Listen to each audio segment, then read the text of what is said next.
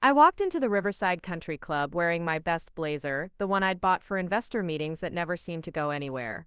The marble floors gleamed under crystal chandeliers, and I could smell the expensive cologne and perfume mixing with the scent of prime rib from the dining room. Dad's 60th birthday party was already in full swing, and I was fashionably late as usual, having spent the afternoon putting final touches on a pitch deck that felt like my last shot at making something of myself. The valet had looked at my beat-up Honda Civic like it was contaminated when I pulled up next to a row of BMWs and Mercedes. I'd almost turned around then, but I'd promised Mom I'd be here, and despite everything, I still believed family obligations mattered. That belief was about to be tested in ways I hadn't anticipated.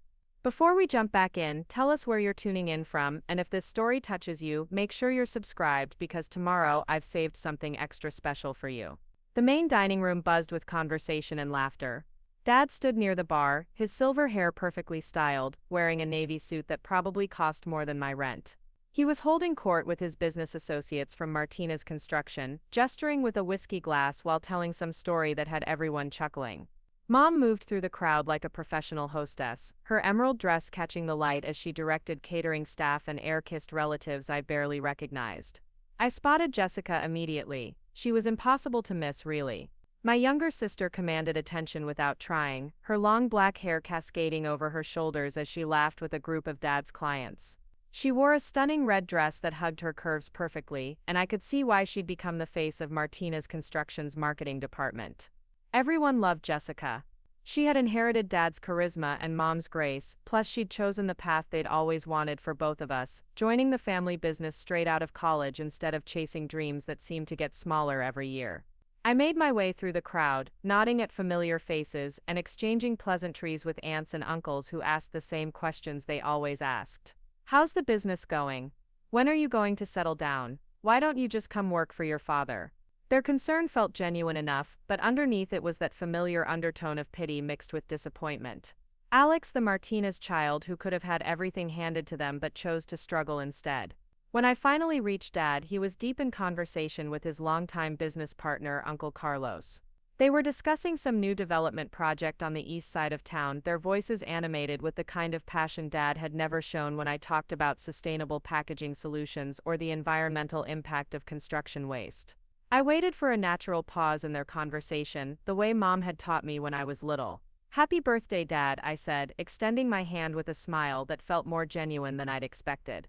Despite everything, I loved the old man. He'd worked his way up from nothing, built an empire with his bare hands, and provided a life for us that his own parents could never have imagined. Dad looked at me for a moment, and I saw something flicker in his eyes.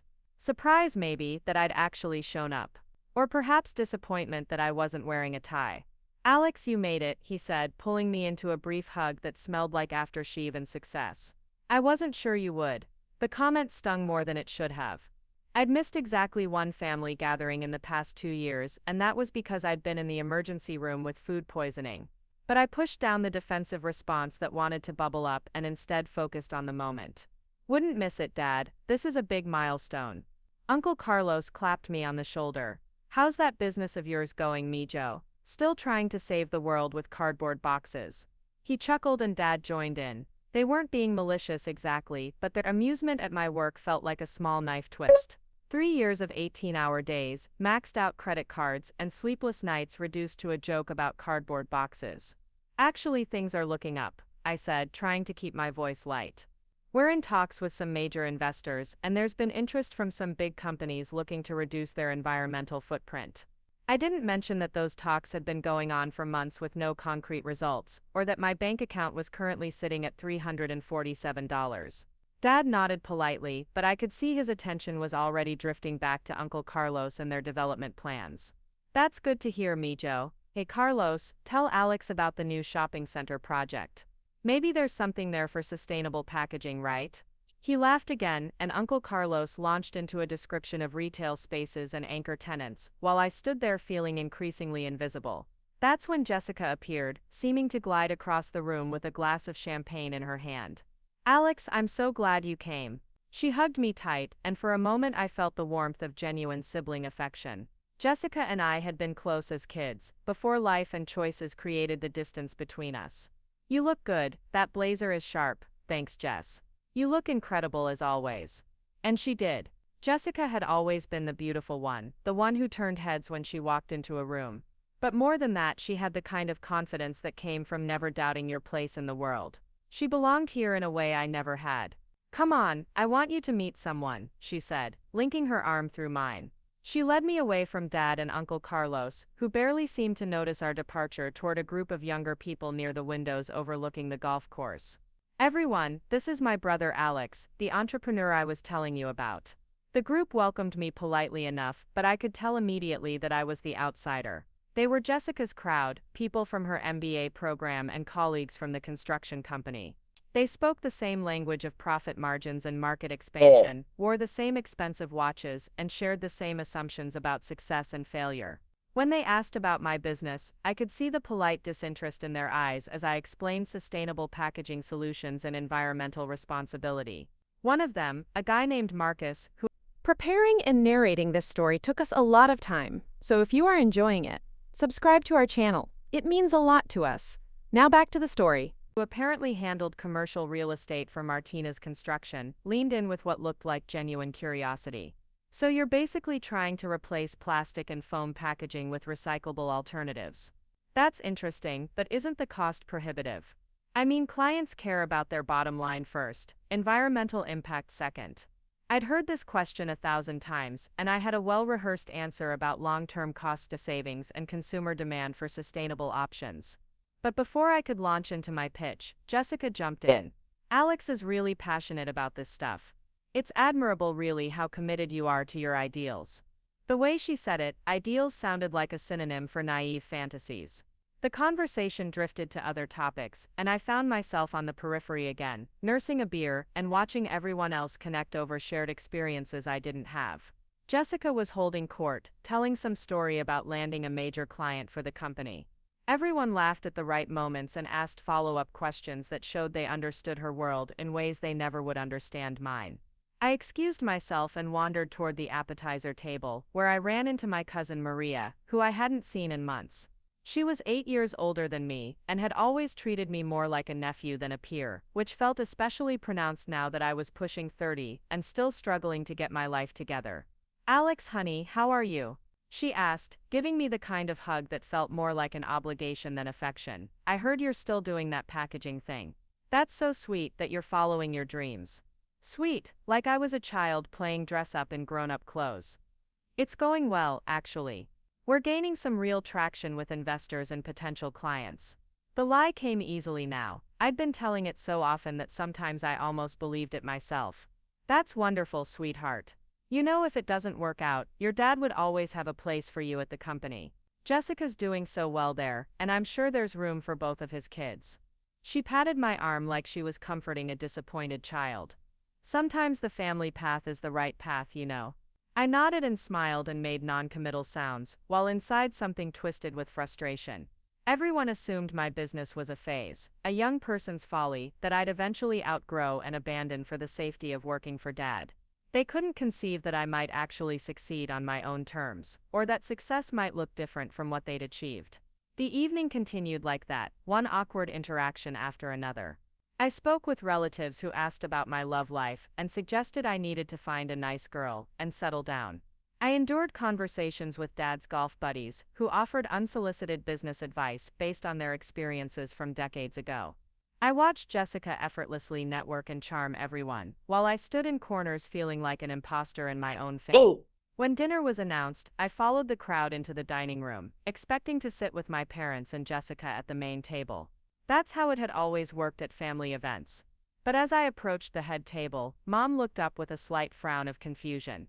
"Oh, Alex, honey, I'm sorry, we had to make some adjustments to the seating arrangements at the last minute." She gestured toward a smaller table near the back of the room, close to the kitchen doors where the catering staff bustled back and forth.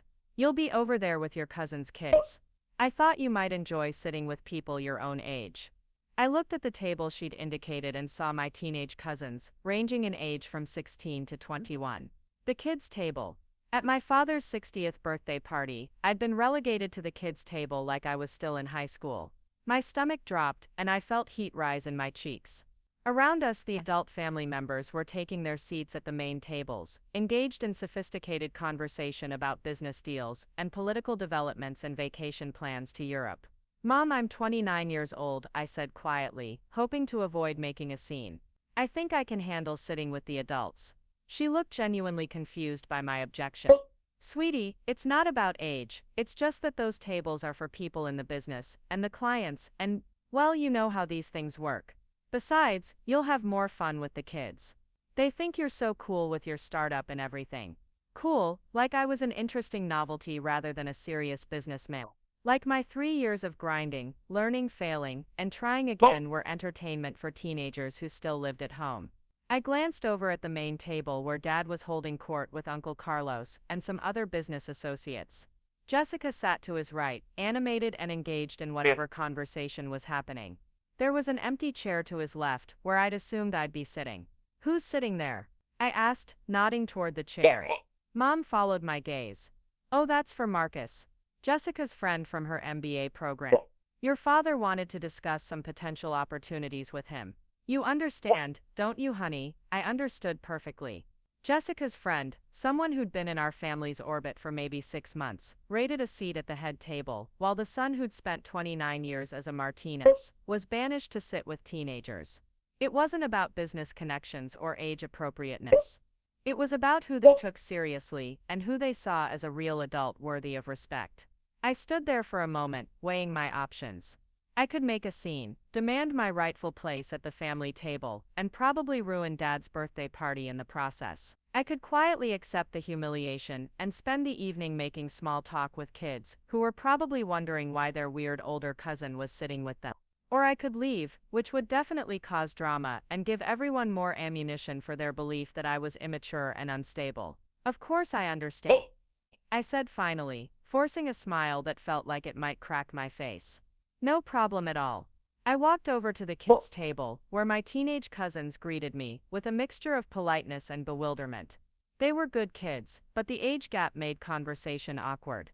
They asked about my business with the kind of genuine curiosity that teenagers have for adults who seem to be doing something different, but they lacked the context to really understand what I was trying to build. From my seat, I had a perfect view of the main table.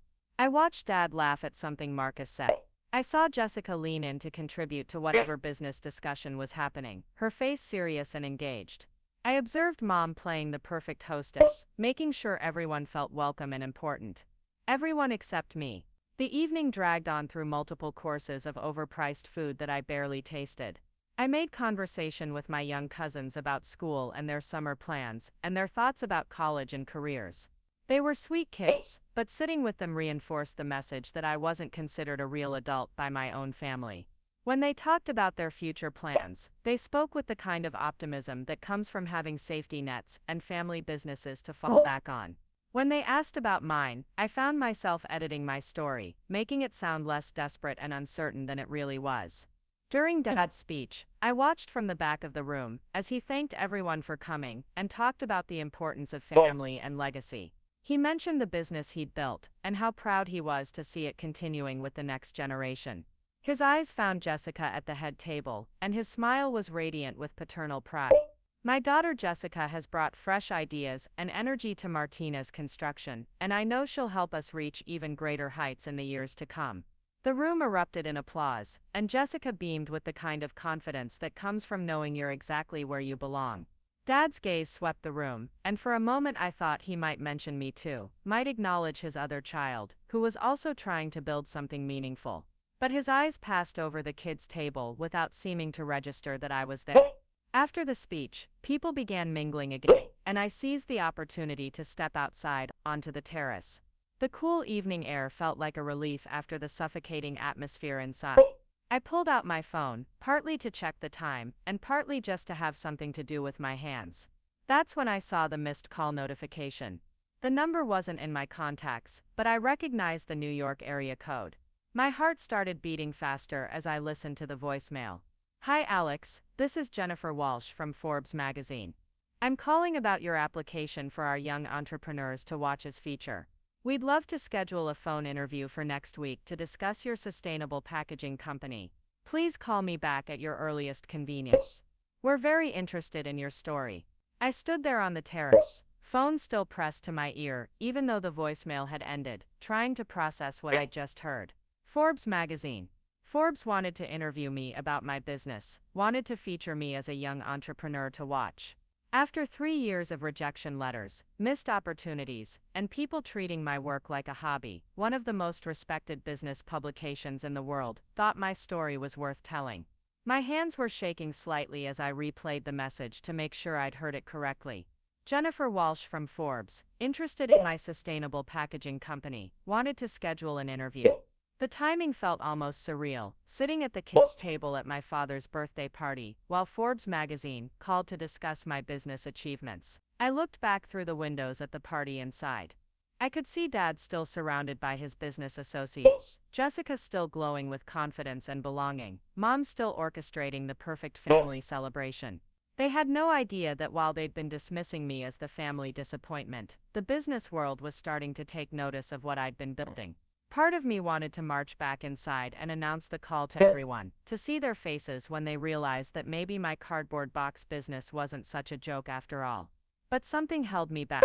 This moment belonged to me, and I wasn't ready to share it with people who'd spent the evening making me feel small and irrelevant. Instead, I stayed on the terrace and called the number back, even though it was probably too late on the East Coast for anyone to answer. I got voicemail, as expected, but leaving a message felt like taking action, like moving forward instead of wallowing in family drama. Hi Jennifer, this is Alex Martinez, returning your call about the Forbes interview. I'm very excited about the opportunity and would love to schedule a time to speak next week. You can reach me at this number anytime. Thank you for your interest in my company. When I hung up, I felt something I hadn't experienced in months. Not just hope, which had become a dangerous emotion in my entrepreneurial journey, but validation. Someone outside my family circle saw value in what I was doing, saw potential where my relatives saw naive idealism. I walked back into the country club, with my phone still warm in my hand, the Forbes voicemail playing on repeat in my mind. The party continued around me, as if nothing had changed, but everything felt different now. The crystal chandeliers seemed brighter, the conversations less important, the whole elaborate celebration suddenly small, compared to what had just happened on that terrace. Jessica spotted me first, as I made my way back to the kids' table. She was standing near the dessert station with Marcus and a few other young professionals from Dad's company, their laughter carrying across the room. When she saw me, she waved me over with the kind of enthusiasm that felt genuine but also performative, like she was demonstrating to her friends what a good sister she was. There you are, we were wondering where you disappeared to. She handed me a small plate with a slice of Dad's birthday cake, chocolate with vanilla frosting, that probably cost more per slice than I spent on groceries in a week.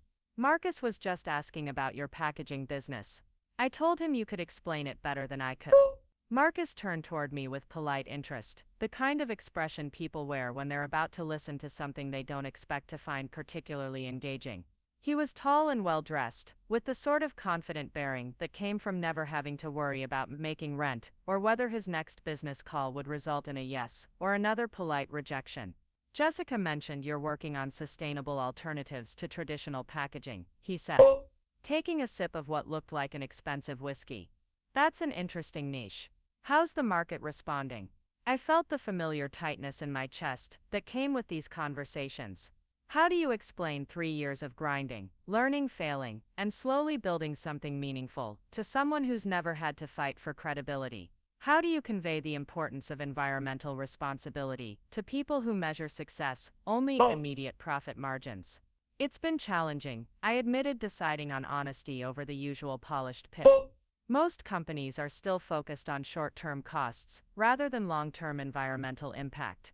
But we're starting to see shifts in consumer demand that are forcing businesses to reconsider their packaging choices. Marcus nodded thoughtfully. I can see the appeal from a marketing perspective. Sustainability is definitely trending right now. But what about scalability? Can you actually compete with established packaging companies on price and volume? Before I could answer, Jessica jumped in with her characteristic enthusiasm. Alex is really passionate about this stuff. It's amazing how dedicated you can be to something you believe in, even when it's not necessarily practical. She smiled at me affectionately, but her words hit like a gentle slap. Passionate but not practical. Dedicated but not successful. She meant it as a compliment, but it reinforced the narrative that my work was more about idealism than business sense. Actually, I said, feeling a surge of confidence from the Forbes call still fresh in my memory. We've been getting some significant interest from major retailers who are looking to differentiate themselves in the market. Companies are starting to realize that environmental responsibility isn't just a trend, it's becoming a business necessity. Marcus raised an eyebrow, and I could see him recalibrating his assessment slightly. Which retailers, if you don't mind me asking? I hesitated for a moment. The truth was that most of our significant interest consisted of preliminary conversations and letters of intent rather than signed contracts. But something about the Forbes call had shifted my perspective on how to talk about my business. Instead of focusing on what we hadn't achieved yet, I could highlight the genuine progress we were making. I can't name specific companies due to confidentiality agreements, I said, which was technically true for one potential client, but we're in advanced discussions with several major chains about pilot programs for their private label product. Jessica looked impressed, despite herself, and Marcus seemed genuinely interested. For the first time in our conversation, one of the other young professionals, a woman named Carmen, who worked in marketing for Martinez Construction, leaned in to join the discussion. That's fascinating, Carmen said. We've been getting more questions from clients about sustainable building materials and practices. Maybe there's some crossover potential between what you're doing and what we offer. For a moment I felt a flicker of hope that maybe my family's business world and my own weren't as incompatible as I'd always assumed. Maybe there were ways to bridge the gap between their traditional approach and my environmental focus. But before I could explore that thought further, Uncle Carlos appeared at Jessica's shoulder with his usual booming voice and larger-than-life presence. Jessica, Mia, your father wants to introduce you to the Hendersons. They're thinking about a major renovation project, and he wants you to give them the charm offensive. He winked at her, then noticed me standing there. Alex, how's the box business, kid? At 29, with 3 years of entrepreneurial experience under my belt, Uncle Carlos still called me kid and reduced my business to boxes. I felt the familiar frustration rising, but I pushed it down and forced a smile. It's going well, Uncle Carlos. We're actually expanding into new markets and working with some major retailers. I tried to keep my voice even and professional, to match the tone I'd use in a real business meeting. That's great, Mia. You know, if you ever want to learn about real business, your dad could always use another smart Martinez in the company. Right, Jessica? Jessica shifted uncomfortably, and I could see her torn between loyalty to me and her natural inclination to agree with Uncle Carlos. She'd never had to choose between family expectations and personal dreams, because her dreams had always aligned perfectly with what the family wanted. Alex is doing his own thing, Uncle Carlos, she said diplomatically. He's building something from scratch, which takes a lot of courage. Courage. Another word that sounded like praise, but carried undertones of foolishness. As if what I was doing required bravery, precisely because it was impractical and likely to fail. I wondered if anyone in my family would ever see my business as anything more than an expensive hobby or a phase I'd eventually outgrow. Uncle Carlos clapped me on the shoulder, with enough force to make me take a step forward. Well, you know where to find us when you're ready to join the real world. He laughed as if he'd made a brilliant joke, then guided Jessica away toward the Hendersons, leaving me standing with Marcus and Carmen. Marcus cleared his throat, clearly uncomfortable with the family dynamics he'd just witnessed. Your uncle seems direct. That's one way to put it, I said, taking a larger bite of cake than I'd intended. The sweetness felt cloying now, too rich and artificial. He means well, but he doesn't really understand what I'm trying to build. Carmen studied my face with what looked like genuine sympathy. It must be hard, trying to establish yourself in a completely different field from your family. Do they support what you're doing? The question caught me off guard with its directness. Most people danced around family dynamics, especially at events like this, where everyone was supposed to be celebrating togetherness and success. But Carmen seemed genuinely curious, rather than just making conversation. They want me to be successful, I said carefully, but I think they have different ideas about what success looks like. Before Carmen could respond, the lights dimmed slightly, and someone tapped a microphone at the front of the room. Dad stood at the head table, looking distinguished and comfortable in front of the crowd. This was his element, commanding a room full of people who respected his achievements and wanted to hear what he had to say. I want to thank everyone again for being here tonight. Dad began, his voice carrying easily through the sound system. 60 years is a milestone that makes a man reflect on what really matters. Family legacy, the work we leave behind for the next generation. I found myself paying attention, despite my earlier frustration with being relegated to the kids' table. Whatever our differences, Dad had built something impressive from nothing. He'd immigrated to this country with limited English and no connections, worked construction jobs during the day, and learned business at night, and eventually built Martinez Construction into one of the most respected companies in Riverside County. When I started this company 35 years ago, Dad continued, I had a vision of creating something that would outlast me. Something my children could be proud of, and maybe even continue building long after I'm gone. His eyes found Jessica at the head table, and his expression softened with unmistakable pride. My daughter Jessica has already brought so much innovation and energy to our company. She understands that business isn't just about profit margins and contracts. It's about relationships, community, building something meaningful that serves people's needs. The room erupted in applause, and Jessica beamed with the kind of happiness that comes from public recognition by someone whose opinion matters more than anyone else's. I clapped too, because despite everything, I was proud of my sister's success. She'd earned her place in the family business through hard work and genuine talent, not just nepotism. But as Dad continued his speech, talking about legacy and the next generation, I noticed that his gaze never wandered to the back of the room, where I sat with the teenagers. He spoke about family and building something meaningful, but his definition of meaningful seemed to exclude anything that didn't fit within the Martinez Construction framework. I know some young people today think they need to reinvent everything, Dad said, and I felt my stomach tighten with anticipation. They want to change the world instead of learning from the people who came before them. But real success comes from understanding that some foundations are worth building on, not tearing down. The words felt aimed directly at me, even though Dad's eyes remained focused on the main tables where his business associates and Jessica sat. Real success. Foundations worth building on. The implication was clear. My sustainable packaging business was an attempt to reinvent something that didn't need reinventing. A rejection of the wisdom he'd accumulated over decades of actual achievement. I felt heat rising in my cheeks and took a deep breath to keep my expression neutral. Around me, the teenagers at my table seemed oblivious to any subtext, applauding politely when Dad finished his speech. But I caught Carmen watching me from across the room, her expression thoughtful and sympathetic. As the formal part of the evening wound down and people began moving around again, I found myself back on the terrace, needing air and space to process what had just happened.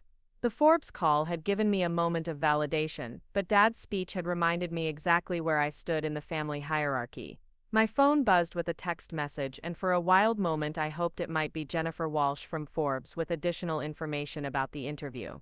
Instead, it was from Sam Chen, my best friend and business partner, who'd been working late in our shared office space downtown.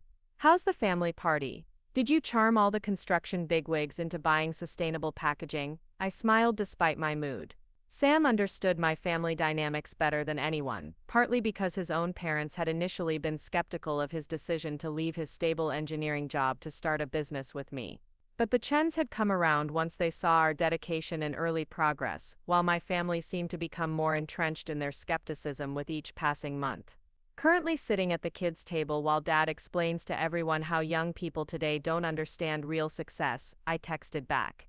Ouch, want me to call with a fake emergency so you can escape early? I considered the offer seriously. It would be easy to claim some business crisis that required my immediate attention, to leave the party with my dignity intact and avoid any more awkward conversations about my future prospects. But something made me hesitate. Maybe it was the Forbes call, or maybe it was just stubbornness, but I wasn't ready to retreat yet. Thanks, but I'm going to stick it out. This is Dad's night, and I want to be here for that. You're a better person than me. Text if you need extraction. I put my phone away and took a moment to compose myself before going back inside. The party was in full swing now, with people moving freely between the dining room and the bar area, conversations flowing as freely as the expensive wine. I noticed Marcus talking animatedly with Dad near the windows, probably discussing the development opportunities Jessica had mentioned earlier. That's when I saw her approaching, weaving through the crowd with purpose. Carmen had a fresh drink in her hand and a determined expression that suggested she'd been thinking about our earlier conversation. Mind if I join you for a minute? She asked, gesturing toward a quieter corner near the bookshelf that lined one wall of the country club's main room. Of course, I said, curious about what she wanted to discuss.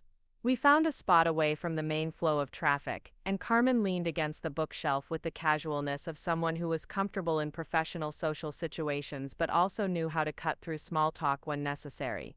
I've been thinking about what you said earlier, about sustainable packaging and changing consumer demands, she began. I work in marketing for your dad's company, so I spend a lot of time researching trends and trying to anticipate what clients will want next. I nodded, not sure where she was going with this but grateful for someone who seemed to be taking my work seriously. The construction industry is notoriously slow to change, she continued, but we're starting to see real pressure from both residential and commercial clients who want sustainable building practices. Green certifications, renewable materials, reduced environmental impact during construction. That makes sense, I said. Consumer awareness about environmental issues is reaching a tipping point where it's affecting purchasing decisions across all industries. Carmen smiled, and I got the impression that she'd been waiting for someone to have this kind of conversation with. Exactly, and here's what I find interesting about your situation. You're building expertise in sustainable business practices at exactly the moment when traditional industries like construction are going to need that expertise. I felt a spark of excitement at the direction this conversation was heading. You think there might be overlap between what I'm doing and what Martinez Construction could offer clients?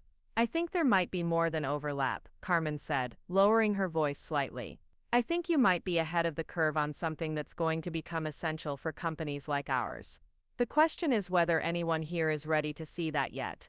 Before I could respond, Jessica appeared beside us with her characteristic perfect timing. She'd clearly been making the rounds, playing the role of gracious daughter and company representative, but now she looked genuinely tired in a way that suggested the performance was wearing on her. There you are, she said, including both Carmen and me in her greeting. I was hoping to catch up with you before the evening gets too late. How are you holding up with all the family chaos? It was a loaded question, and I could see Jessica weighing how honest she wanted to be in front of Carmen. My sister had always been skilled at reading social situations and adjusting her approach accordingly. It's been an interesting evening, I said, diplomatically. Dad seems to be enjoying himself, which is what matters. Jessica studied my face with the kind of attention that reminded me we'd been siblings for 29 years, that she knew when I was putting on a polite front. I noticed Uncle Carlos being his usual subtle self earlier. I hope he wasn't too obnoxious about the family business thing. Carmen shifted slightly, clearly sensing undercurrents she wasn't privy to but politely staying quiet while we navigated whatever family dynamic was playing out. Uncle Carlos is Uncle Carlos, I said. I'm used to it by now. You shouldn't have to be used to it, Jessica said, and there was something in her voice that surprised me. A note of frustration or protectiveness that I hadn't expected. Your business is legitimate, Alex. Just because it's different from what Dad and Uncle Carlos understand doesn't make it less valid. The comment caught me off guard. Jessica had always been supportive in general terms, but she'd never directly challenged the family narrative about my career choices. I wondered if something had shifted for her tonight, or if she'd been thinking about these dynamics more than she'd let on. I appreciate that, I said, meaning it more than I'd expected to. Sometimes it feels like I'm speaking a different language when I try to explain what I'm working on. Carmen nodded thoughtfully. That's actually pretty common when someone is innovating in a traditional industry space. The people who are already successful doing things one way have trouble seeing the value in alternative approaches, even when those alternatives might be more effective long-term. Jessica looked at Carmen with newfound interest. You think Alex's approach might be more effective than traditional business methods? I think Alex is building expertise in areas that are going to become increasingly important for all businesses. Carmen said carefully. Sustainability isn't just a nice-to-have anymore. It's becoming a competitive necessity. I felt a warmth spreading through my chest that had nothing to do with the wine I'd been nursing all evening. Here was someone who understood not just what I was trying to build, but why it mattered. Someone who could see the bigger picture that my family seemed unable or unwilling to recognize. The problem, I said, feeling bold enough to be completely honest, is that it's hard to get people to invest in long-term thinking when they're focused on immediate returns. My family sees sustainable packaging as an expensive idealistic experiment rather than a smart business strategy. Jessica winced slightly, clearly recognizing the truth in what I'd said. They're not wrong about the financial challenges, though. Starting any new business is risky, and adding the complexity of sustainable practices makes it even harder. Of course it's harder, I agreed, but that's exactly why there's an opportunity. If it were easy, everyone would already be doing it. The difficulty is what creates the competitive advantage for companies that figure it out first. Carmen was nodding enthusiastically now. That's exactly the kind of forward thinking that established companies need but rarely develop internally. They're too invested in existing systems to see alternatives clearly. I looked around the room, taking in the expensive decorations, the well-dressed crowd, the atmosphere of established success and traditional achievement. Everyone here had followed conventional paths to prosperity, had built their careers on proven models and established relationships. There was nothing wrong with that approach, but it also meant there was little room for the kind of innovation that required questioning fundamental assumptions. My phone buzzed again, and this time when I glanced at it, I saw an email notification that made my heart skip. The sender was Jennifer Walsh from Forbes, and the subject line read, "Interview Scheduling Young Entrepreneurs Feature." I opened the email as discreetly as possible, aware that both Jessica and Carmen were still talking but suddenly unable to focus on their conversation. Jennifer had sent detailed information about the interview process, including a list of topics they wanted to cover and a proposed schedule for the following week. At the bottom of the email was a note that made me read it twice to make sure I understood correctly. "We're particularly interested in your company's innovative approach to sustainable packaging and how you've managed to gain traction in a challenging market. Your story fits perfectly with our focus on entrepreneurs who are building businesses that address significant environmental and social challenges while achieving financial success." Financial success. Forbes magazine thought my business represented financial success, not just idealistic experimentation. They saw sustainable packaging as an innovative business strategy, not an expensive hobby. The validation felt almost overwhelming after an evening of subtle and not-so-subtle dismissals from my own family. "Alex, are you okay?" Jessica's voice brought me back to the present moment. "You look like you've seen a ghost." I looked up to find both her and Carmen watching me with concern. For a moment I considered telling them about the Forbes call and email, sharing the news that might finally prove to my family that my business was gaining legitimate recognition. But something held me back. Maybe it was the memory of being seated at the kids' table, or Dad's speech about young people who thought they needed to reinvent everything, or 3 years of having my work treated as a phase I'd eventually outgrow. "Just checking messages," I said, putting my phone away. "Sorry, where were we?" Carmen gave me a look that suggested she didn't entirely believe my casual dismissal, but she picked up the conversation thread smoothly. "We were talking about how established companies need outside perspective to innovate effectively." The conversation continued for another 20 minutes, ranging from sustainable business practices to family dynamics to the challenges of entrepreneurship in traditional industries. I found myself genuinely enjoying the discussion, particularly Carmen's insights about market trends and Jessica's surprisingly thoughtful questions about the intersection of environmental responsibility and business strategy. But underneath my engagement with the conversation, I was acutely aware of the Forbes email sitting in my phone, a secret validation that I wasn't ready to share yet. Part of me wanted to savor the moment, to hold on to the knowledge that someone outside my family circle saw real value in what I'd been building. Another part of me was already anticipating how satisfying it would be to eventually reveal this recognition to people who'd spent the evening treating me like a naive idealist. As the party began winding down and people started saying their goodbyes, I found myself back at the kids' table, gathering my things and preparing to leave. My teenage cousins had long since been collected by their parents, and I sat alone for a moment, reflecting on an evening that had been both frustrating and enlightening. Dad was still holding court near the bar, saying goodbye to business associates, and accepting congratulations on a successful celebration. Mom was coordinating with the catering staff about cleanup and leftover arrangements. Jessica was exchanging contact information with several people she'd met, building her professional network with the kind of natural ease that I'd always envied. I stood up and walked over to say goodbye to my parents, steeling myself for one final round of awkward small talk about my future plans, and when I was going to get serious about my career.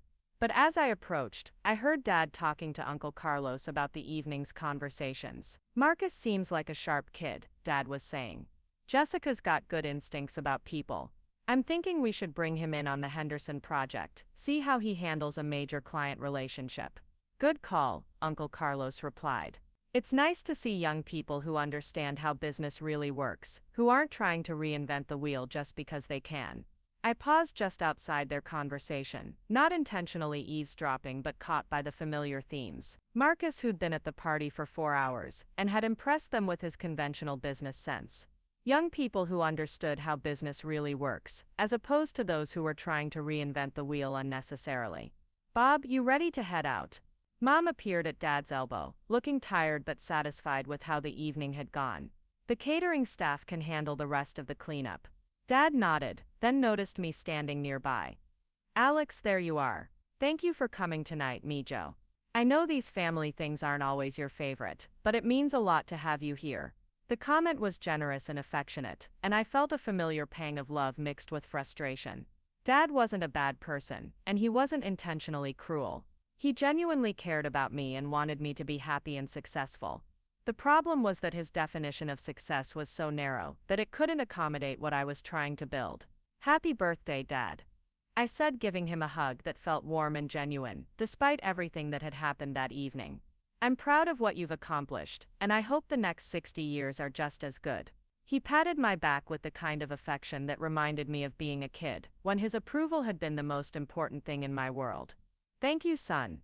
And remember what I said about always having a place for you at the company. The offer stands whenever you're ready." I nodded and smiled, not trusting myself to respond verbally. The offer was meant kindly, but it also reinforced the assumption that my current path was temporary, that I'd eventually come to my senses and accept the safety of working for the family business. Mom hugged me next, her embrace smelling like expensive perfume and the faint scent of wine. "Drive safely, sweetheart. And call me this week, okay? We should have lunch soon and catch up properly." "I'd like that," I said, meaning it. Despite the evening's frustrations, I loved my parents and wanted to maintain our relationship even if we disagreed about my career choices. Jessica appeared beside us, as I was saying my final goodbyes, looking like she wanted to say something but wasn't sure how to phrase it. We'd had several meaningful conversations throughout the evening, and I could tell she was processing some of the dynamics she'd observed. "Walk me to my car," she asked, and I nodded. We made our way through the country club's elegant lobby and out into the cool night air. The parking lot was nearly empty now, just a few expensive cars belonging to the last guests and staff members. Jessica's BMW was parked near the front entrance, while my Honda Civic was in the back section where I'd hoped it would be less conspicuous. "Alex, I want to say something, and I hope you'll hear me out." Jessica began as we walked slowly toward her car. "I know tonight was probably frustrating for you. The seating arrangements, Uncle Carlos being obnoxious, Dad's speech about young people needing to learn from previous generations." I was surprised by her directness. Jessica had always been diplomatic, skilled at navigating family dynamics, without creating conflict or taking sides too explicitly. "It wasn't my favorite evening," I admitted. "But I'm glad I came. Dad deserved to have both his kids here for his birthday." Jessica stopped walking and turned to face me fully. "You're being generous, and that's part of the problem. You're always so gracious about being treated like an afterthought, and I think that makes it easier for everyone to keep doing it." The observation caught me off guard. I'd thought I was being mature and family-oriented by not making a scene about the kids' table, or Dad's dismissive comments. But Jessica was suggesting that my politeness was actually enabling the very treatment I found frustrating. "What do you think I should do differently?" I asked genuinely. "I think you should stop minimizing what you've accomplished," she said. "You've built a business from nothing, you're addressing real environmental problems, and you're gaining traction with clients and investors. That's impressive, Alex. That deserves respect, not condescension." I felt a warmth in my chest at hearing my sister acknowledge my achievements so clearly. "It means a lot to hear you say that." "I should have said it sooner," Jessica replied.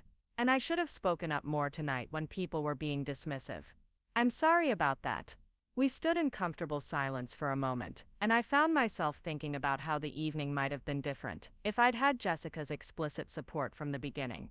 Not that her approval should have been necessary for me to feel confident about my work, but family dynamics were complicated, and having an ally would have changed the energy of every conversation. "Can I tell you something?" I said, feeling bold enough to share what had been building in my mind all evening. "Of course, I got a call tonight. Forbes magazine wants to interview me about my business for a feature on young entrepreneurs to watch." The words came out in a rush, and I realized I'd been holding my breath waiting to tell someone. Jessica's eyes widened, and her face broke into a genuine smile. "Alex, that's incredible." "Forbes magazine? That's huge." "I know," I said, unable to suppress my own grin. "I can't quite believe it's real. They want to talk next week about sustainable packaging and how we've built traction in a challenging market." "This is exactly what I was talking about," Jessica said excitedly. "This is real recognition from serious people in the business world. Forbes doesn't interview random startups with no potential." The validation felt even better coming from Jessica, who understood business success in ways that I sometimes doubted I did. Her enthusiasm was infectious, and for the first time all evening, I felt genuinely proud of what I'd accomplished rather than defensive about what I hadn't achieved yet. "Why didn't you say anything earlier?" she asked. "This would have been perfect to mention when Uncle Carlos was being obnoxious about your box business." I considered the question seriously. I guess I wanted to process it first, to make sure it was real before I shared it. And honestly, after being seated at the kids' table and listening to Dad's speech about young people who think they need to reinvent everything, I wasn't sure anyone would see it as the validation I think it is. Jessica frowned. "You think Dad and Mom wouldn't be excited about you being featured in Forbes?" "I think they'd find a way to minimize it." I said, "Maybe say it was just a fluff piece about trendy startups, or suggest that media attention doesn't necessarily translate to real business success. They've gotten pretty good at explaining why my achievements don't count the way traditional achievements do." The comment clearly bothered Jessica, and I could see her processing the implications of what I'd said. She'd always been the family favorite, the one whose successes were celebrated without qualification or caveat. The idea that my achievements might be consistently diminished was probably not something she'd fully considered before. "That's not okay," she said finally. "And I don't think you should let them do that. This Forbes interview is a big deal, and you should own that." I nodded, feeling a surge of determination that surprised me with its intensity. "You're right, I've been so focused on trying to earn their approval that I've forgotten I don't actually need it to be successful." We reached Jessica's car, and she unlocked it with a soft beep that echoed through the quiet parking lot. But instead of getting in, she leaned against the driver's side door, clearly not ready to end our conversation. "Can I ask you something?" she said. "Do you think I made the right choice, joining Dad's company instead of doing something on my own?" The question surprised me. Jessica had always seemed completely confident about her career path, perfectly suited for the family business, and happy with the recognition and success it brought her. "I think you made the choice that was right for you," I said carefully. "You're good at what you do, and you genuinely enjoy the work. That's more than a lot of people can say about their careers. But do you think I took the easy path?" she pressed. "Sometimes when I hear you talk about building something from scratch, dealing with all the uncertainty and rejection and financial stress, I wonder if I chose safety over challenge." I looked at my sister, really looked at her, and saw something I'd missed during the evening's conversations. Underneath her confidence and success, there was a thread of uncertainty, maybe even envy, about the path I'd chosen. She'd gained everything she'd worked for, but maybe she wondered what she might have discovered about herself if she'd taken bigger risks. "There's nothing wrong with building on a strong foundation," I said. "Dad created something valuable, and you're making it better. That takes skill and vision too." "That you're creating something entirely new," Jessica said. "You're solving problems that other people haven't figured out how to solve yet. That's impressive in a way that improving an existing business isn't." I felt a shift in how I saw my sister, and maybe in how she saw herself. We'd both been comparing ourselves to the other, but from opposite directions. I'd envied her certainty and family approval, while she'd apparently envied my independence and innovation. "Maybe we're both doing what we're supposed to be doing," I suggested. "Maybe there isn't one right path, just different approaches to building something meaningful." Jessica smiled, but it was tinged with something that looked like wistfulness. "I hope so." Sometimes I feel like I know exactly what I'm doing, and sometimes I feel like I'm just following a script someone else wrote for me. The honesty was unexpected and touching. Jessica had always seemed so sure of herself, so perfectly aligned with family expectations and personal ambitions. Hearing her express doubt made her seem more human, more relatable than she'd been in years. "You could always write a different script," I said gently. "It's not too late to change direction if you want to." "I know," she said. "But it's scary to give up something good for something uncertain, even if the uncertain thing might be better." I understood exactly what she meant. The fear of leaving safety for uncertainty was something I lived with every day as an entrepreneur. The difference was that I'd never had the option of safety, so uncertainty had become familiar territory. "Well, for what it's worth," I said, "I think you're capable of succeeding at whatever you decide to do. You have all the skills and intelligence you'd need for any path you chose." "Thank you," Jessica said, and I could tell she meant it. "And Alex, I'm really proud of what you've built. I know I don't say that enough, but I am. And this Forbes thing is just the beginning. I can feel it." The conversation felt like a turning point, not just in my relationship with Jessica, but in how I thought about my place in the family. Maybe I didn't need everyone's approval to feel confident about my choices. Maybe having one person who truly understood and supported what I was doing was enough. "I should let you get home," I said, stepping back so she could get into her car. "Will you call me after the Forbes interview?" she asked. "I want to hear all about it." "Absolutely," I said. "And Jessica, thank you for tonight. For the conversation, for understanding what I'm trying to do.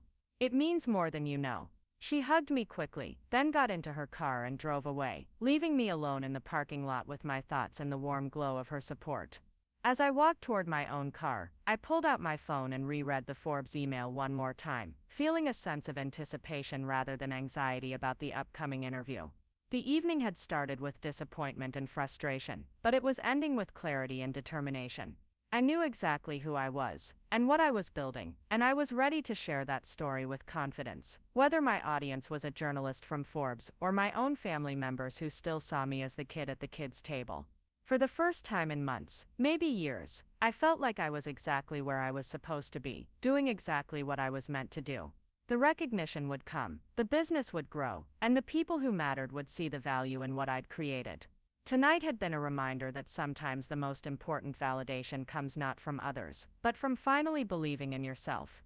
The drive home felt different than usual. Instead of the familiar weight of family disappointment settling over me like a heavy blanket, I found myself energized by the combination of Jessica's unexpected support and the Forbes opportunity waiting in my inbox. The streets of Riverside were quiet at this hour, most of the evening traffic having cleared, leaving me alone with my thoughts and the soft hum of my Honda's engine. I pulled into the parking lot of my apartment complex, a modest collection of two-story buildings that housed mostly young professionals and graduate students. The contrast between this simple environment and the opulent country club I'd just left couldn't have been starker, but for the first time in months, that difference didn't feel like a judgment on my choices. It felt like authenticity. My apartment was small but organized, every piece of furniture carefully chosen for both function and cost-effectiveness. The living room doubled as my home office, with a desk positioned near the window where I could catch natural light during the day. Stacks of product samples lined one wall, examples of sustainable packaging solutions that represented months of research and development. To an outsider it might have looked cluttered or unprofessional, but to me every item told a story of progress and possibility. I kicked off my dress shoes and loosened my tie, then sat down at my desk and opened my laptop. The Forbes email was still there, as real as it had been at the country club, but now I had the space and quiet to fully process what it meant. Jennifer Walsh wanted to discuss my company's innovative approach to sustainable packaging and how we'd managed to gain traction in a challenging market. Those words, innovative approach and gain traction, felt like recognition of everything I'd been working toward. But before I could get too lost in the excitement, I needed to do something I'd been putting off for weeks. I opened our business banking account and stared at the numbers on the screen. $347 in checking, with another $800 in our business savings account that was earmarked for next month's rent on our co-working space. The Forbes interview was an incredible opportunity, but it couldn't change the fundamental reality that my business was still running on fumes financially. I pulled up our spreadsheet of pending opportunities, the document that Sam and I updated religiously with every lead, every conversation, every possibility that might turn into actual revenue. The list was longer than it had been 6 months ago, which was encouraging, but most items were still in preliminary stages. Letters of intent that hadn't become purchase orders. Pilot programs that were still being evaluated. Interest that hadn't yet translated into commitments. The sustainable packaging market was exactly as challenging as everyone in my family believed it to be. We were asking companies to pay more upfront for packaging solutions that would save them money and environmental impact over time, but corporate purchasing decisions rarely operated on that kind of long-term thinking. We were competing against established suppliers with decades of relationships and economies of scale that we couldn't match yet. But we were also solving real problems that traditional packaging companies couldn't or wouldn't address. Every week brought news stories about plastic pollution, corporate sustainability commitments, and consumer demand for environmentally responsible products. The market was shifting in our direction, slowly but inevitably, and companies that positioned themselves ahead of that shift would have significant advantages over those that waited. I opened a new document and began outlining talking points for the Forbes interview. Jennifer had mentioned specific topics they wanted to cover, and I wanted to be prepared to discuss not just our products but our broader vision for transforming how businesses think about packaging. This wasn't just about cardboard boxes, as Uncle Carlos had dismissively suggested. This was about reimagining the entire life cycle of product packaging, from sourcing sustainable materials to designing for recyclability to creating closed-loop systems that eliminated waste. My phone buzzed with another text from Sam. How did the escape go? Are you officially disowned or just mildly disappointed in? I smiled and typed back. Neither, actually. Got some unexpected support from Jessica, and something big happened that I'll tell you about tomorrow. Mysterious. I like it. Coffee at 8 before we dive into the Peterson proposal. Perfect. See you then. Sam Chen had been my closest friend since our first semester at UC Riverside, where we'd bonded over late-night study sessions and shared frustration with professors who seemed more interested in theoretical frameworks than practical applications. After graduation, Sam had taken a well-paying engineering job with a large manufacturing company while I'd pursued my MBA, but we'd stayed in touch and regularly discussed our shared interest in sustainable business practices. When I'd decided to start my packaging company, Sam had been the first person I'd called. He'd been making good money as an engineer, but he'd also been increasingly frustrated with his company's resistance to environmental considerations. The opportunity to build something from scratch, to create a business that aligned with his values while using his technical expertise, had been too appealing to resist. He'd quit his job and joined me as a co-founder 6 months after I'd started the company. Sam's parents, David and Michelle Chen, had initially been skeptical of his decision to leave a stable career for an uncertain startup venture. But unlike my family, they'd gradually come to understand and support what we were building. They'd even invested a small amount in our early funding round, not because they expected huge returns but because they believed in their son's judgment and wanted to support his dreams. The contrast between Sam's family dynamics and my own had become increasingly apparent over the past 2 years. The Chens asked thoughtful questions about our business strategy and celebrated our small victories with genuine enthusiasm. They worried about the financial risks, but they also respected Sam's expertise and trusted his decision-making. When we'd landed our first major client, Michelle had insisted on cooking a celebration dinner, and David had spent the evening asking detailed questions about our growth plans and market positioning. My family's response to the same milestone had been polite congratulations, followed by suggestions that one client didn't constitute a sustainable business model, and reminders that there would always be a place for me at Martinez Construction when I was ready to be realistic about my future. I closed the laptop and walked to my kitchen, a narrow galley space that was functional if not impressive. The refrigerator was mostly empty except for coffee creamer, leftover takeout, and the ingredients for the simple meals I'd learned to prepare during my lean startup years. I pulled out a beer and sat down on my small couch, finally allowing myself to fully process the emotional roller coaster of the evening. The kids' table had stung more than I'd wanted to admit, not because I needed to sit with the adults for status reasons, but because of what it represented about how my family saw me. At 29, with an MBA and 3 years of entrepreneurial experience, I was still being treated like a child whose opinions and achievements didn't warrant serious consideration. The placement had been symbolic of a deeper dismissal that I'd been trying to ignore for too long. But the Forbes call had changed something fundamental in how I thought about my situation. External validation from a respected business publication carried weight that family approval couldn't match. Forbes magazine thought my story was worth telling, my business worth featuring, my approach worth examining. That recognition gave me perspective on my family's skepticism that I'd never had before. Maybe the problem wasn't that I hadn't achieved enough to earn their respect. Maybe the problem was that their definition of achievement was too narrow to include what I was actually accomplishing. They valued traditional markers of success, steady employment, predictable income, clear hierarchies, and established business models. They couldn't see value in innovation that didn't fit those parameters, even when that innovation was gaining recognition from sources they themselves would normally respect.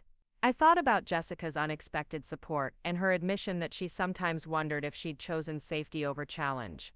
Her honesty had revealed something I'd never considered, that the family path she'd taken might not be as fulfilling as it appeared from the outside. She had security and approval, but she might also have doubts about whether she was living up to her full potential.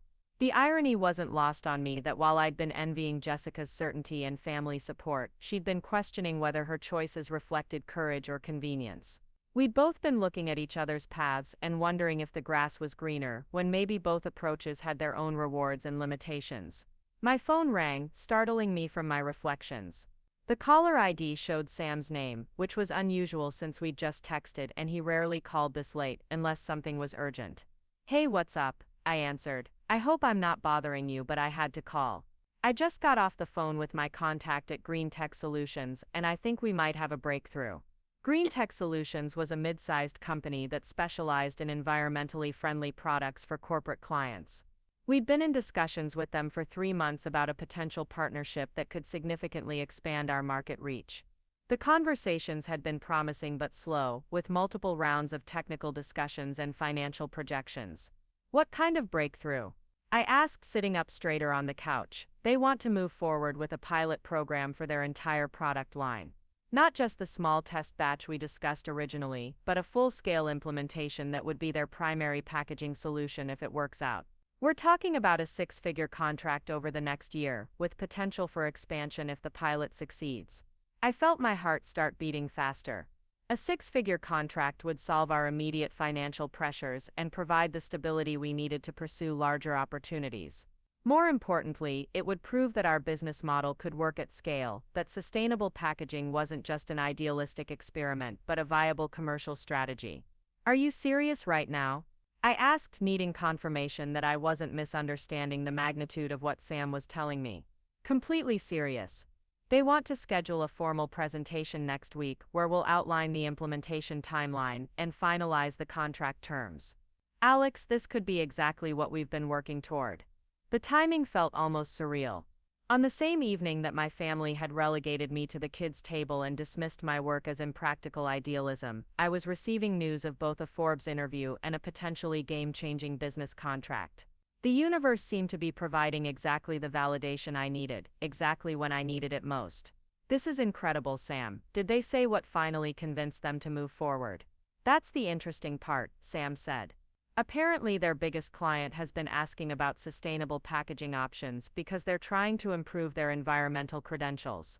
Green Tech realized they could either find a partner who could provide those solutions or risk losing the client to a competitor who could. Our timing couldn't have been better." I walked to my window and looked out at the parking lot, where my Honda Civic sat among the other modest vehicles that belonged to people who were building their lives one careful decision at a time. 6 months ago, that car had felt like a symbol of everything I couldn't afford. Tonight it felt like a choice, a reflection of priorities that valued substance over appearance. "When do they want to do the presentation?" I asked. "Thursday afternoon." I know that's short notice, but they're moving quickly because their client is putting pressure on them to show progress on sustainability initiatives. "Thursday works. We've been preparing for this opportunity for months, so we should be ready." I paused, then decided to share the other news. "Sam, something else happened tonight. Forbes magazine called about featuring our company in an article about young entrepreneurs." There was silence on the other end of the line, then Sam's voice came back with barely contained excitement.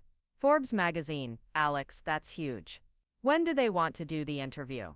"Next week." I'm still processing it myself, but apparently they're interested in our innovative approach to sustainable packaging and how we've gained traction in a challenging market.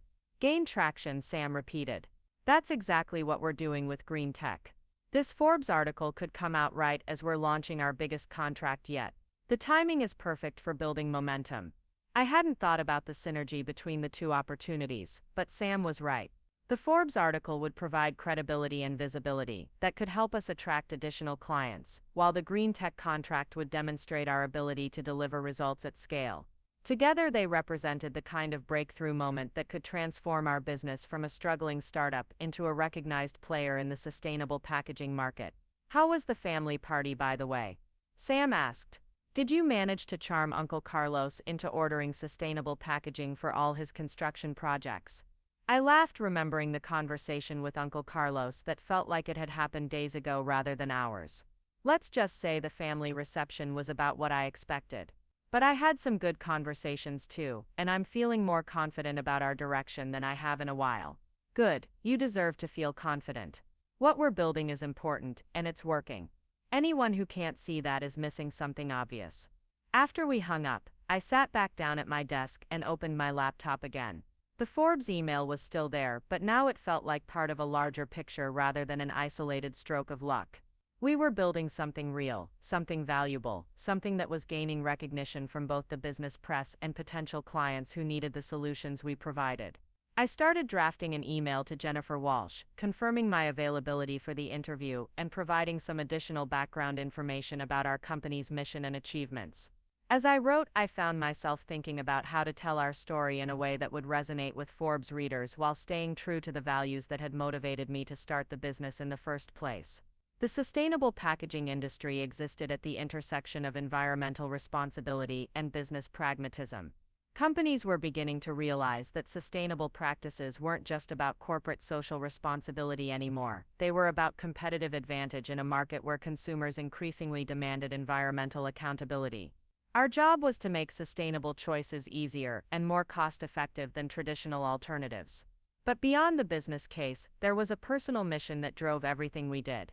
I'd started this company because I believed that businesses had an obligation to consider their environmental impact, not just their profit margins. The packaging industry generated enormous amounts of waste that could be dramatically reduced through better design and material choices. If we could prove that sustainable packaging was not only possible but profitable, we could influence other companies to make similar changes. The Forbes interview would give me a platform to share that vision with a broader audience, to demonstrate that environmental responsibility and business success weren't mutually exclusive goals. The green tech contract would provide concrete evidence that our approach worked in practice, not just in theory. I finished the email to Jennifer Walsh and sent it, then opened a new document to begin preparing for the green tech presentation. We had 4 days to put together a comprehensive proposal that would convince them we could deliver on our promises at scale. The presentation needed to cover technical specifications, implementation timelines, cost projections, and quality assurance processes. But it also needed to tell a story about why sustainable packaging mattered and how their partnership with us would position them as leaders in their industry. Green Tech's decision to move forward wasn't just about finding a supplier, it was about aligning their business practices with their environmental values and meeting their clients' evolving expectations. As I worked on the presentation outline, I thought about the contrast between this moment and the evening I'd just experienced at the country club. Here in my small apartment, surrounded by product samples and business plans, I felt more at home than I had in the elegant dining room where my achievements were dismissed as impractical idealism. Success looked different than I'd imagined when I was younger. It wasn't about impressing people at expensive parties or earning approval from family members who measured achievement by traditional metrics. It was about building something meaningful, solving real problems, and creating value that extended beyond immediate profit margins.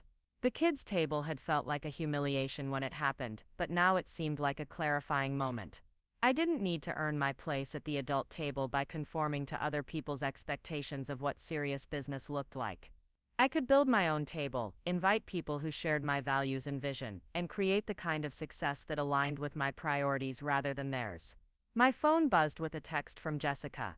"Thank you for tonight's conversation. I've been thinking about what you said about writing different scripts.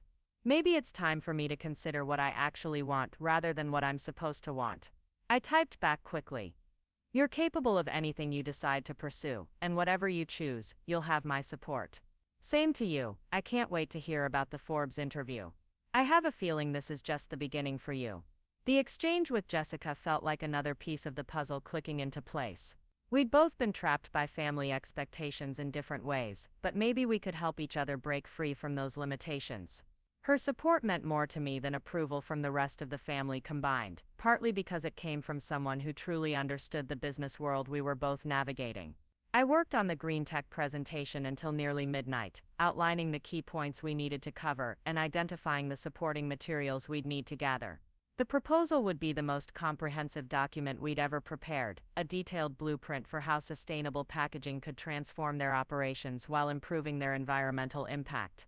When I finally closed the laptop and got ready for bed, I felt a sense of anticipation that had been missing from my life for months. Tomorrow would bring new challenges and uncertainties, but it would also bring opportunities to move our business forward in ways that had seemed impossible just hours earlier.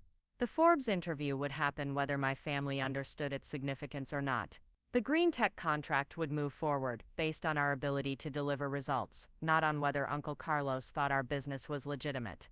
Success would be measured by our impact on clients and the environment, not by our ability to fit into traditional definitions of achievement.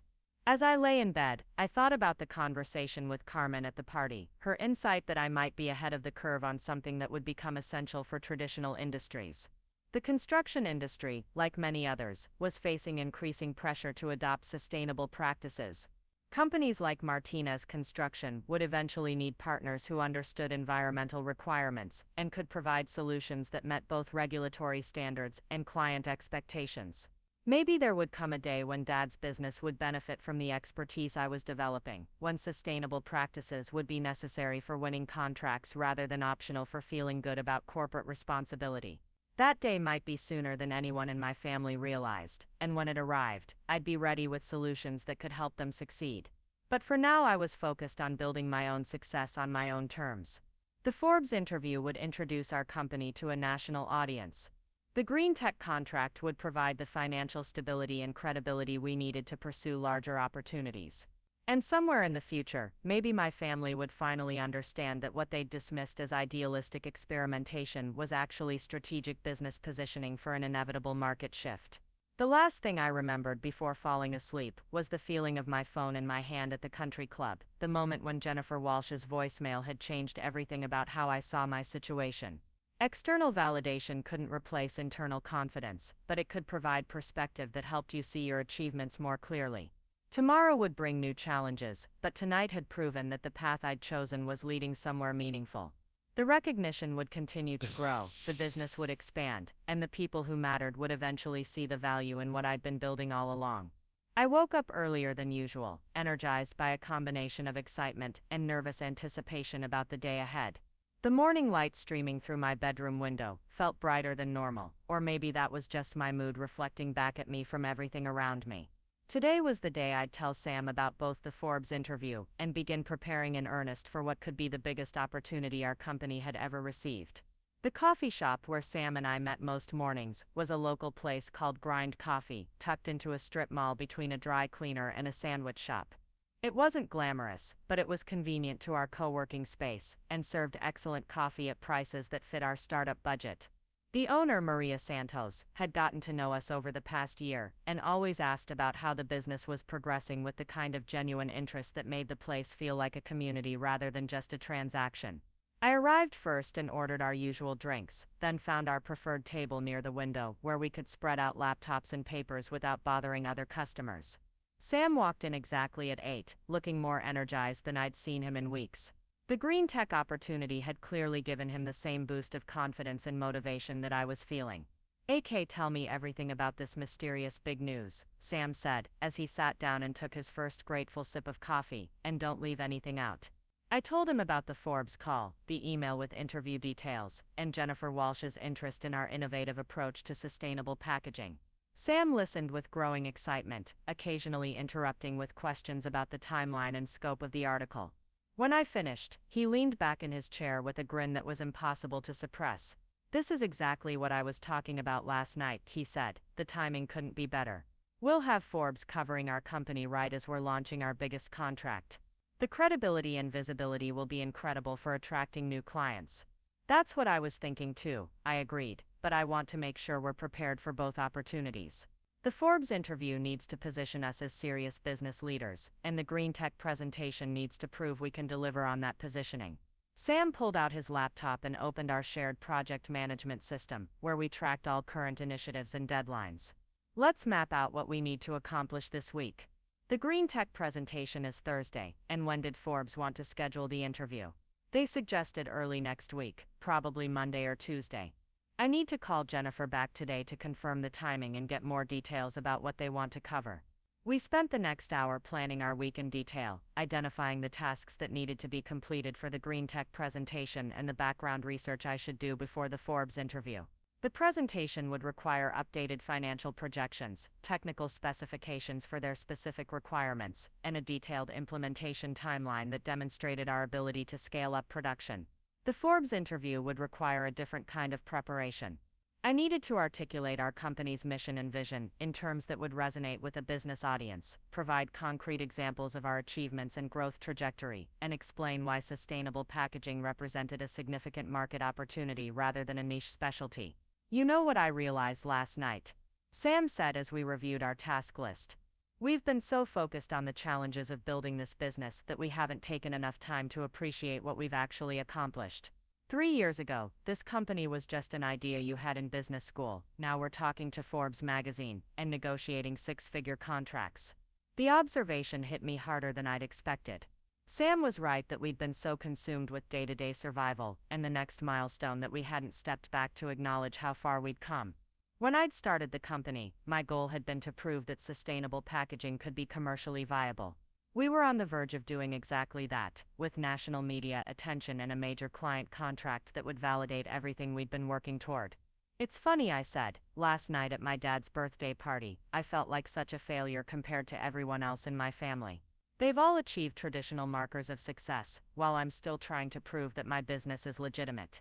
But sitting here with you, looking at what we've built together, I feel like we're exactly where we're supposed to be. Sam nodded thoughtfully. Family dynamics are complicated. Your parents and sister love you, but they're measuring your success against their own experiences and values. They can't see what you're building because it doesn't fit the patterns they recognize. Jessica is starting to understand though, I said, remembering our conversation in the parking lot. She even said she's been questioning whether she chose safety over challenge by joining the family business. I never thought she had any doubts about her path. Everyone has doubts, Sam said. The difference is whether you let those doubts paralyze you or motivate you to keep pushing forward. Jessica found a path that works for her, but maybe she's starting to see that there are other ways to build a meaningful career. We packed up our laptops and walked the 3 blocks to our co-working space, a converted warehouse that housed about 30 small businesses and freelance professionals. The energy in the building was palpable, with people pursuing everything from app development to graphic design to consulting services. Everyone was building something, taking risks, trying to create value in ways that didn't fit traditional employment models. Our section of the space consisted of 2 desk areas and a small conference room that we shared with another startup. The walls were covered with whiteboards filled with product diagrams, market analysis, and financial projections that told the story of our company's evolution. Product samples lined shelves along one wall, examples of the packaging solutions we developed for different types of clients. The physical space reflected our current reality, lean, functional, focused on results rather than appearances. We couldn't afford fancy offices or expensive furniture, but we had everything we needed to do the work that mattered. In some ways, the modest environment kept us grounded and reminded us that success would be measured by our impact on clients and the environment, not by how impressive our office looked. Sam immediately dove into updating our financial projections for the green tech presentation, while I called Jennifer Walsh to confirm the details for the Forbes interview. She answered on the second ring, her voice professional, but warm in the way that suggested genuine interest in our story. "Alex, thank you for getting back to me so quickly," Jennifer said. "I'm excited to learn more about your company and how you've managed to build traction in the sustainable packaging market. It's exactly the kind of innovation story our readers are interested in." We spent 15 minutes discussing the scope and format of the interview, which would be conducted by phone, and focus on our business model, growth strategy, and vision for the future of sustainable packaging. Jennifer asked thoughtful questions about our target market and competitive positioning that demonstrated she'd already done significant research on our industry. One thing I'm particularly interested in, Jennifer said, is how you've navigated the challenge of being a small company, competing against established players with much larger resources. What's your competitive advantage, and how do you convince clients to take a chance on a newer company? The question went straight to the heart of our business strategy. Our competitive advantage is that we're solving problems that established companies can't or won't address, I said. Large packaging companies are optimized for traditional materials and production methods. They can't easily pivot to sustainable alternatives without disrupting their existing operations and profit margins. And you built your company specifically around sustainable solutions from the beginning, Jennifer said, clearly following the logic. Exactly, we don't have legacy systems or existing client relationships that prevent us from innovating. We can move quickly, customize solutions for specific client needs, and focus entirely on environmental performance, rather than trying to balance sustainability with conventional profitability. Jennifer seemed pleased with the direction of our conversation, and we scheduled the formal interview for Tuesday morning. After we hung up, I felt confident that the article would position our company exactly as we wanted to be seen, as innovative leaders in a growing market, rather than idealistic experimenters trying to change an industry that didn't want to change. The rest of the day was consumed with preparation for the green tech presentation.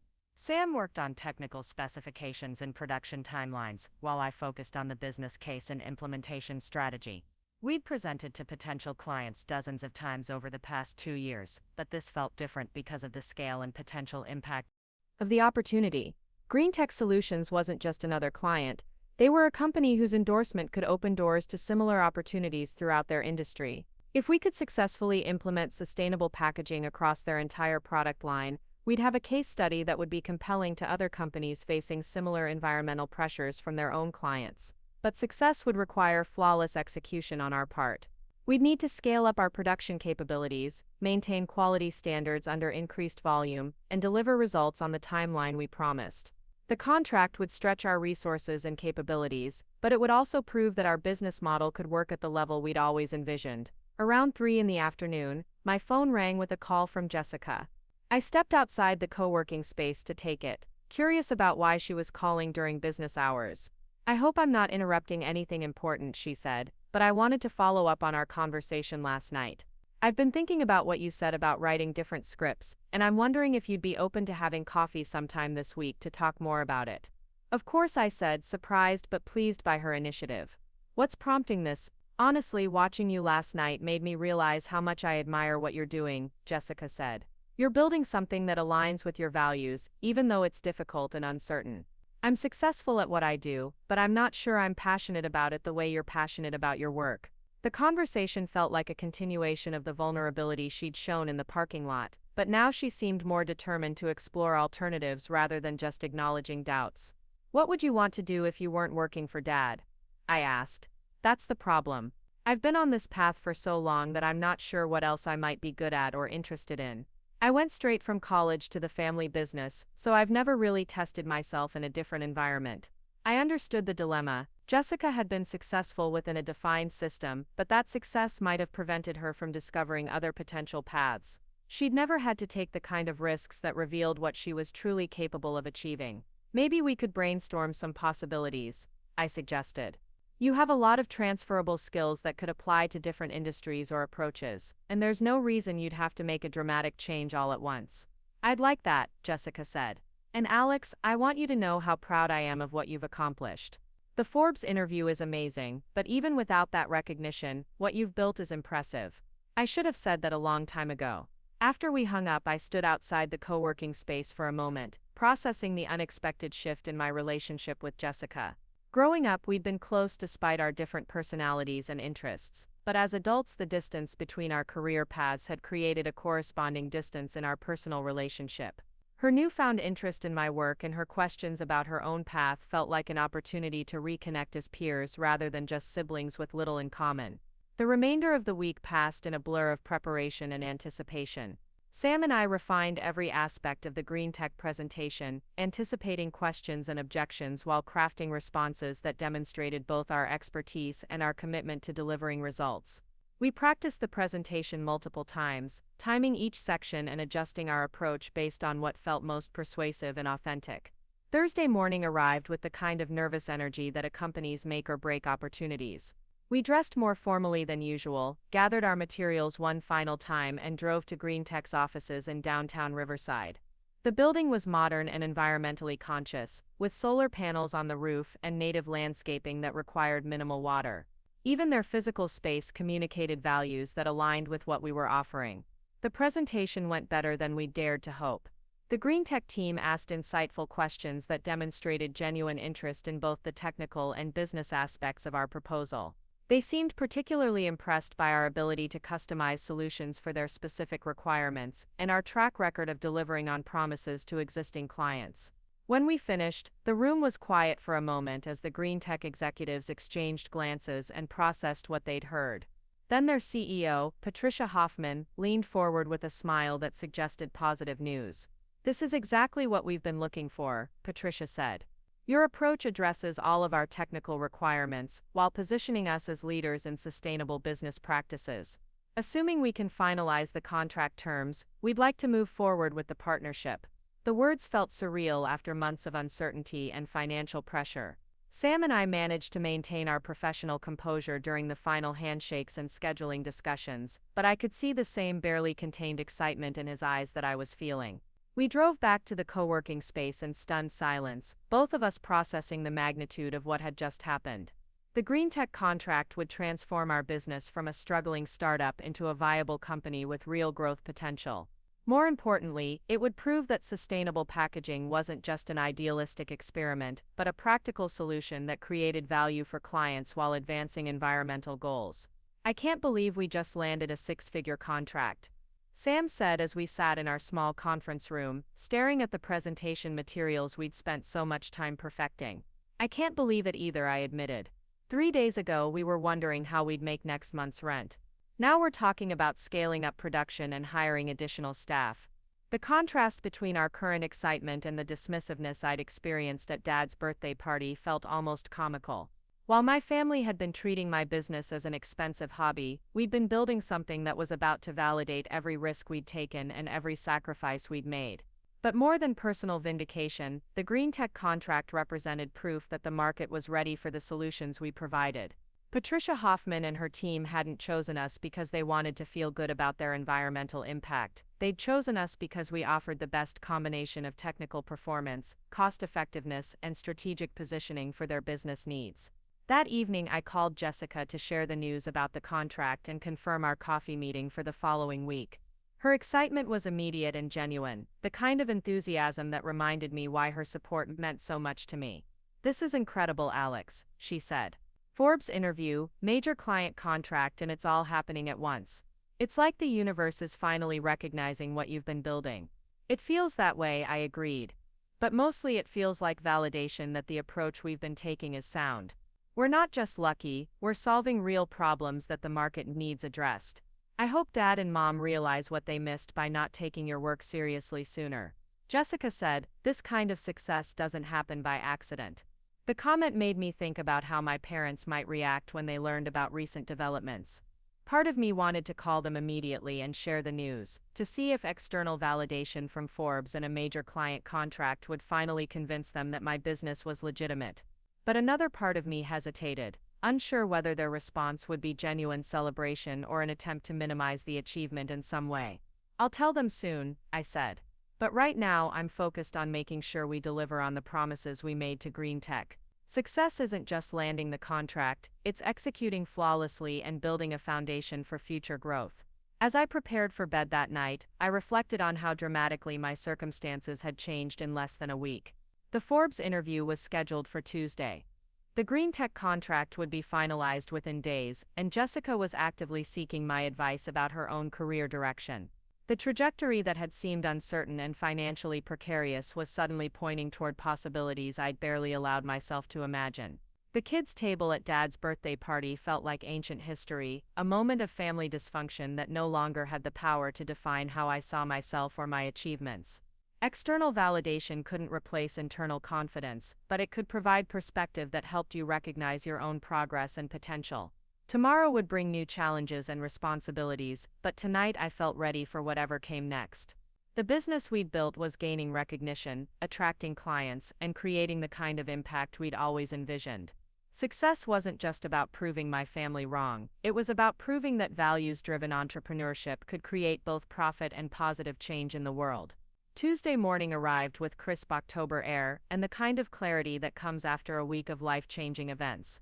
I sat at my kitchen table with my laptop open, a cup of coffee cooling beside me, and my notes spread across the surface in organized piles. In 30 minutes, Jennifer Walsh from Forbes would call to conduct the interview that had the potential to introduce our company to a national audience of business leaders, investors, and potential clients. The green tech contract had been finalized the day before, with signatures on documents that transformed our financial reality overnight. The initial payment had already been deposited into our business account, replacing the $347 that had haunted me for months with a number that represented genuine stability and growth potential. But more than the money, the contract represented validation that our business model worked, that sustainable packaging wasn't just an idealistic dream but a practical solution that created value for clients. I reviewed my talking points one final time, focusing on the key messages I wanted to convey about our company's mission, achievements, and vision for the future. Jennifer had made it clear that Forbes readers would be most interested in our business strategy and market positioning, but I also wanted to communicate the deeper purpose that motivated everything we did. Environmental responsibility wasn't just a marketing angle for us, it was the foundation of our entire approach to building a sustainable company. My phone rang at exactly 10 o'clock, and I answered with the kind of confidence that felt earned rather than manufactured. "This is Alex Martinez." "Alex, it's Jennifer Walsh from Forbes. Thank you for making time for this conversation. I'm excited to learn more about your company and how you've managed to build such impressive momentum in a challenging market." The interview lasted 45 minutes and covered every aspect of our business, from our founding story and early struggles to our current growth trajectory and future expansion plans. Jennifer asked thoughtful questions that demonstrated her understanding of both our industry and the broader trends driving demand for sustainable business practices. When she asked about our competitive advantages, I explained how our focus on environmental performance allowed us to solve problems that traditional packaging companies couldn't address without disrupting their existing operations. When she inquired about our target market, I described the growing number of companies that were facing pressure from consumers and regulators to demonstrate environmental responsibility through their business practices. But the question that felt most significant was her inquiry about the personal motivation behind starting the company. "What drove you to pursue sustainable packaging specifically?" Jennifer asked. "There are many ways to build a business, so why choose such a challenging market?" "I started this company because I believe businesses have an obligation to consider their environmental impact, not just their profit margins." I said, "The packaging industry generates enormous amounts of waste that could be dramatically reduced through better design and material choices.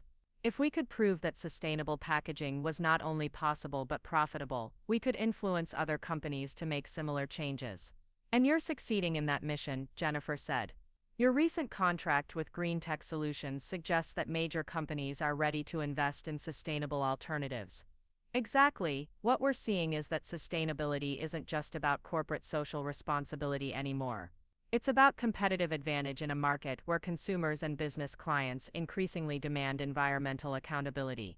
After the interview ended, I sat in my kitchen for several minutes, processing what had just happened. The conversation had felt natural and engaging, with Jennifer clearly interested in our story and impressed by what we'd accomplished. The article would be published in 3 weeks, giving us time to prepare for the visibility and potential inquiries it might generate. But beyond the business implications, the interview had been personally meaningful in ways I hadn't anticipated.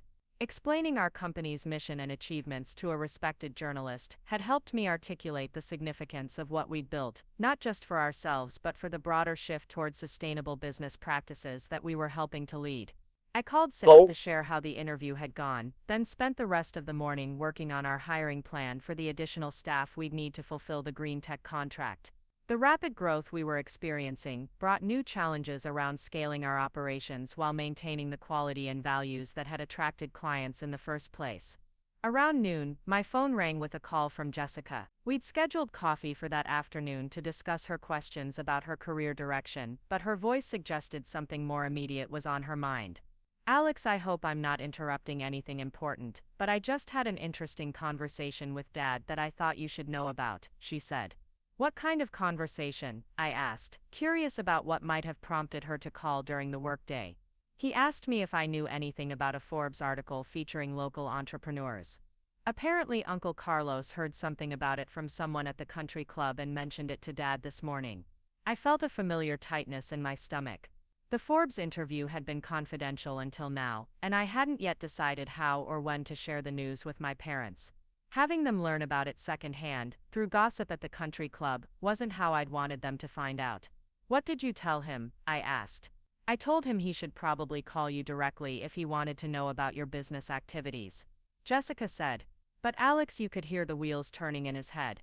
I think he's starting to realize that maybe your company is more legitimate than he's been giving it credit for. The irony wasn't lost on me that external validation from Forbes magazine might carry more weight with my father than 3 years of building the business itself. His respect for traditional markers of success meant that media recognition from a prestigious publication would be harder for him to dismiss than the actual work we'd been doing. I should probably call him, I said. If he's going to find out anyway, I'd rather he hear it from me directly. That's probably wise, Jessica agreed. And Alex, whatever his reaction is, remember that Forbes magazine called you because of what you've accomplished, not because you needed your father's permission or approval. After we hung up, I spent several minutes considering how to approach the conversation with Dad. Part of me wanted to wait until the article was published, to let the recognition speak for itself without having to explain or justify it in advance. But Jessica was right that he should hear about it directly from me, rather than through the country club gossip network. I dialed his cell phone number, knowing he'd be between job sites or in meetings, but hoping to catch him during a brief break. He answered after several rings, his voice carrying the kind of distraction that suggested he was multitasking while talking. Alex, what's going on? Jessica mentioned you might call about some magazine article. Hi, Dad. Yes, I wanted to let you know that Forbes magazine is featuring our company in an upcoming article about young entrepreneurs. They interviewed me this morning about our business model and growth strategy. There was a pause longer than I'd expected before Dad responded. Forbes magazine. The business magazine.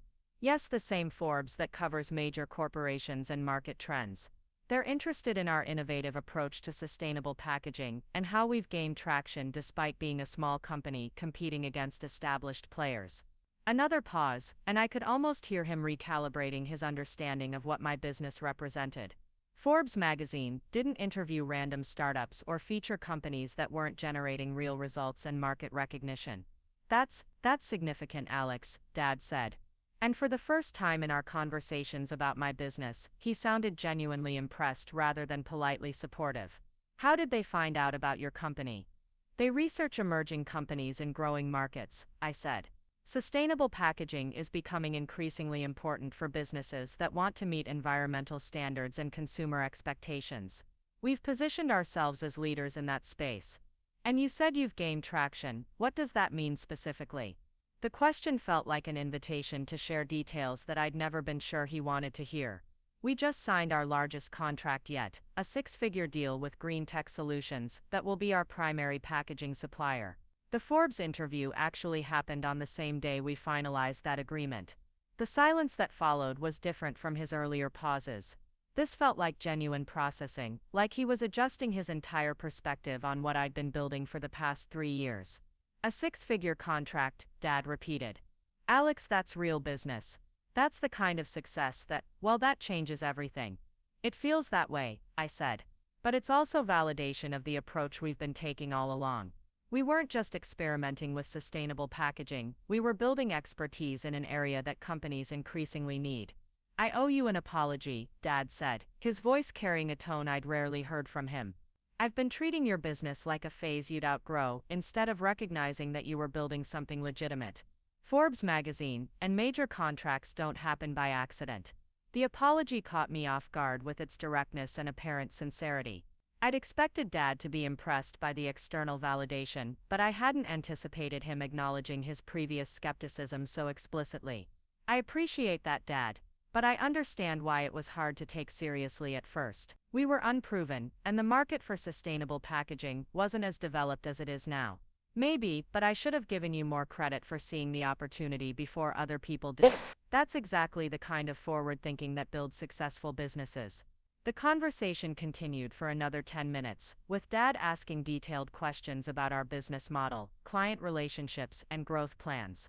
His questions demonstrated genuine interest and respect for what we'd accomplished, a dramatic shift from the polite dismissiveness that had characterized his previous inquiries about my work.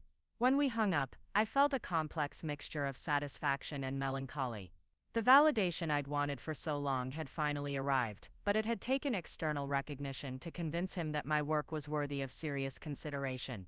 Part of me wished he could have seen the value in what I was building based on the work itself, rather than requiring Forbes magazine to validate it first. But another part of me understood that Dad's skepticism had come from love and concern, rather than malice. He'd built his success through traditional business methods and wanted to protect me from the risks and uncertainties of entrepreneurship. His inability to recognize the legitimacy of my approach hadn't been personal, it had been a limitation of his own experience and perspective. The afternoon coffee meeting with Jessica provided an opportunity to process the conversation with Dad, while also exploring her questions about her own career direction. We met at Grind Coffee, where Maria Santos greeted me with the enthusiasm of someone who'd been following our company's progress and was excited about our recent successes. I heard through the business community grapevine that good things are happening for your company, Maria said as she prepared our drinks. It's wonderful to see local entrepreneurs succeeding, especially when you're doing work that matters for the environment. Jessica and I found our usual table, and she immediately wanted to hear about Dad's reaction to the Forbes news. I recounted the conversation, emphasizing his apology and genuine interest in understanding our business model. That's exactly what I was hoping would happen, Jessica said.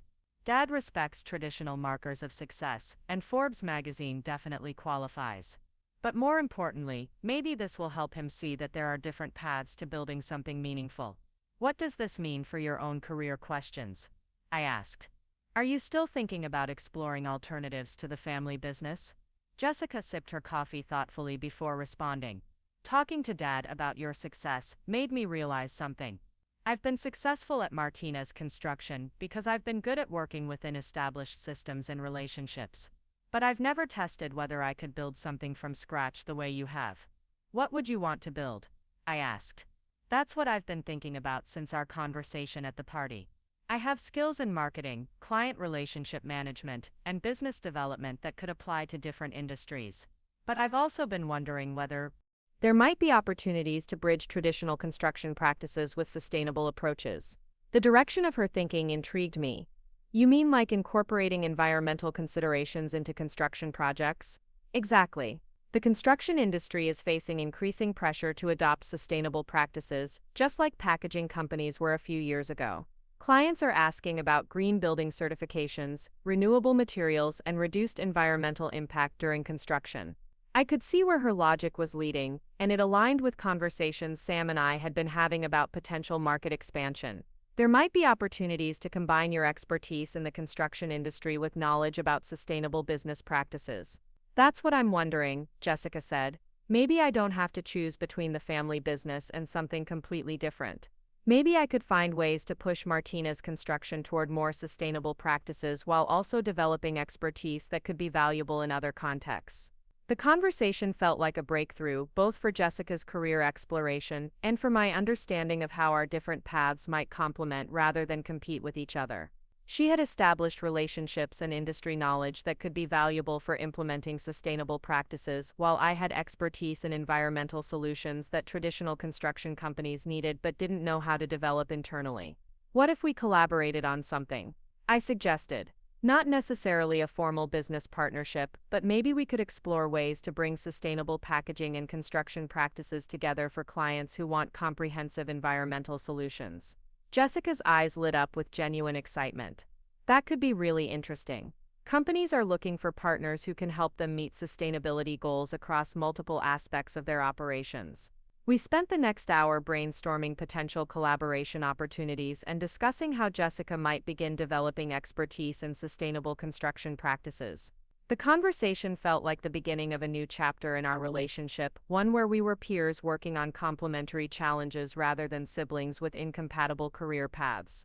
That evening I worked late at the co-working space, finalizing production schedules for the green tech contract and researching potential staff additions we'd need to meet increased demand. Sam had left earlier to have dinner with his parents, who wanted to celebrate our recent successes with a family meal that would actually be supportive rather than skeptical. Around 8 o'clock, my phone rang with a call from Mom. I answered with some trepidation, unsure whether she'd heard about the Forbes interview from Dad or through her own channels. "Alex, your father told me about the magazine article and the big contract you signed," she said, her voice carrying warmth that had been absent from our recent conversations about my business. "I wanted to call and tell you how proud I am of what you've accomplished." The simple directness of her statement was more meaningful than elaborate praise would have been. Mom had always been supportive in general terms, but she'd also shared Dad's concerns about the financial risks and uncertain prospects of entrepreneurship. "Thank you, Mom. It feels good to have some external validation after 3 years of building the business." "It's more than external validation," she said. "It's proof that you saw an opportunity that other people missed and had the courage to pursue it even when it was difficult. That takes real vision and determination." We talked for 20 minutes about the Forbes interview, the green tech contract, and my plans for growing the company. Mom asked thoughtful questions that demonstrated genuine interest in understanding what we'd built and how we plan to expand our impact. Near the end of our conversation, she said something that felt particularly significant. "Alex, I realize that your father and I haven't always been as supportive as we should have been. We were worried about you taking risks that might not work out, but we didn't give you enough credit for your judgment and capabilities." "I understand why you were concerned," I said. "Starting a business is risky, and you wanted me to have security and stability. Yes, but we should have trusted that you were smart enough to manage those risks and dedicated enough to make your business succeed. The results speak for themselves." After we hung up, I sat in the quiet co-working space, processing the emotional weight of receiving the family support I'd wanted for so long. The validation felt meaningful, but it also highlighted how much energy I'd been spending on seeking approval rather than simply focusing on building something valuable. The Forbes interview would be published in 2 weeks, introducing our company to a national audience and potentially generating new business opportunities. The green tech contract would provide financial stability and serve as a case study for attracting similar clients. Jessica was exploring ways to incorporate sustainability into her own career path, possibly creating opportunities for future collaboration. But beyond those external developments, something fundamental had shifted in how I thought about success and family relationships. I'd spent 3 years trying to prove that my business was legitimate, that my choices were sound, that my approach was worthy of respect. The external validation had finally arrived, but it had also taught me that the most important approval had to come from within. My phone buzzed with a text from Sam. "Family dinner was amazing. Mom made your favorite dumplings to celebrate our success, and Dad wants to know if you'd like to join us for dinner this weekend. They're excited to hear about the Forbes interview and ask questions about our expansion plans." I smiled and typed back quickly. "I'd love to join you. It will be nice to celebrate with people who've been supporting us all along." The contrast between Sam's family dynamic and my own had become a source of perspective rather than envy. The Chens had been consistently supportive because they trusted Sam's judgment and wanted to understand what he was building. My family's skepticism had come from concern and unfamiliarity rather than lack of love, but it had taken dramatic external validation to overcome their resistance. The important thing was that both forms of family support were meaningful, even if they arrived through different pathways and at different times. What mattered most was building something valuable and sustainable, creating work that aligned with my values while generating the financial success that allowed continued growth and impact. I packed up my laptop and prepared to leave the co-working space, taking a moment to appreciate how different my circumstances felt compared to just 2 weeks earlier. The kids' table at Dad's birthday party seemed like a distant memory, a moment of family dysfunction that no longer had the power to define my self-perception or confidence level. Success hadn't arrived in the form I'd originally imagined. It wasn't about impressing people at expensive parties or earning approval from family members who measured achievement by traditional metrics. It was about building something meaningful, solving real problems, and creating value that extended beyond immediate profit margins while also achieving the financial results that made continued growth possible. The drive home took me through downtown Riverside, past the construction sites where Martinez Construction crews were working on projects that would shape the city's development for decades to come. I thought about Jessica's interest in sustainable construction practices and the possibility that our different expertise areas might complement each other in ways that created new opportunities for both of us. The Forbes article would introduce our company to readers across the country, potentially opening doors to clients and partnerships we couldn't currently imagine. But the most significant outcome of recent weeks had been the shift in family relationships and the recognition that external validation, while meaningful, couldn't replace the internal confidence that came from knowing you were building something aligned with your values and capabilities. My apartment felt different when I walked through the door that evening. The modest space that had sometimes felt like evidence of my struggles now felt like a choice, a reflection of priorities that valued substance over appearance and impact over status symbols. The product samples lining the walls represented not just inventory but proof of concept, examples of sustainable solutions that were gaining recognition and market acceptance. I opened my laptop and began drafting an email to our current clients, informing them about the upcoming Forbes article and our expanded production capabilities thanks to the green tech contract. The message would serve multiple purposes: maintaining relationships with existing clients, positioning us for potential expansion of current contracts, and demonstrating that our recent success was just the beginning of our growth trajectory. But as I wrote, I found myself thinking beyond immediate business implications to the broader significance of what we'd accomplished. 3 years earlier, sustainable packaging had been a niche concept that most companies dismissed as too expensive or impractical. Now it was becoming a competitive necessity as consumers and business clients increasingly demanded environmental accountability from the companies they supported. Our success wasn't just personal or financial, it was proof that businesses built around environmental responsibility could thrive while creating positive change. The Forbes article would share that story with readers who might be inspired to pursue similar approaches in their own industries or to seek out partnerships with companies that prioritize sustainability alongside profitability. The phone rang as I was finishing the email, and I answered to find Jennifer Walsh on the line again. "Alex, I wanted to give you a heads up about the article timeline. We've moved up the publication date because of editorial interest in your story. The piece will run next week instead of in 2 weeks." The accelerated timeline felt both exciting and nerve-wracking. "Is there anything specific about our story that prompted the change?" "Your combination of environmental mission and business success fits perfectly with current market trends that our readers are following closely." Jennifer said, "Sustainable business practices aren't just nice to have anymore, they're becoming competitive necessities. Your company represents that transition happening in real time." After we hung up, I called Sam to share the news about the accelerated publication timeline. His excitement matched my own, but he also raised practical considerations about preparing for potential increases in inquiries and business opportunities once the article appeared. "We should probably set up systems for handling media inquiries and new client contacts," Sam said. "The Forbes article could generate more interest than we're currently equipped to manage." The observation was practical and important. Success created new challenges around managing growth, maintaining quality standards, and ensuring that rapid expansion didn't compromise the values and relationships that had enabled our initial achievements.